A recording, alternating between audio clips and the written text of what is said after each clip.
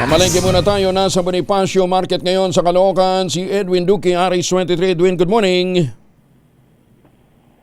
Wayong buntag Kuya Angel, bumaba ang presyo ng bigas, karni at gulay dito sa Bonifacio Market sa Caloocan. Yung manok Kuya Angel na umabot ng 210, ngayon ay na 190 pesos bawat kilo. Ang baboy naman ay 280. Ang pork chop, giniling, ang pigi, 280 pesos. Ang pata ulihan ay 260 at 260 rin ang unahan. Abang lempo ay bumaba na rin ang 350 mula sa dating 400 pesos. Nanatiling 500 ang kambing at 460 naman ang presyo ng baka. Samantala sa isda, bumaba ng 220 ang bangos na mula sa dating 260. Abang itong galing na Bulacan ay 190 to 210. Ang tilapia naman ay 140. No, ito yung plapla, ito yung malalaking galing ng Batangas na dating 160. Ang galing naman ng itong may mga tilapia galing Bulacan, Pampanga, 90 hanggang 110. Bumaba rin ang 20 ang galunggong, nasa 260 pesos bawat kilo.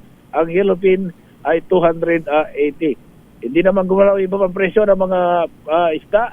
Habang ang gulay ko Angel ay bumaba na rin bahagya. Itong luya o itong ampalaya na dating 160 ngayon ay 150.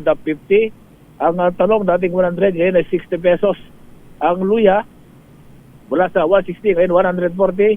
Ang sibuyas naman bumaba pa mula sa 180 hanggang 100 pesos ngayong araw. Yung imported bumaba pa rin hanggang 80 pesos.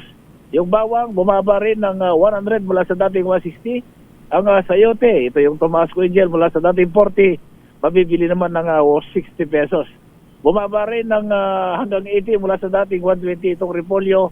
Habang yung carrots mula sa dating 100, bumaba ngayon ng 80 pesos.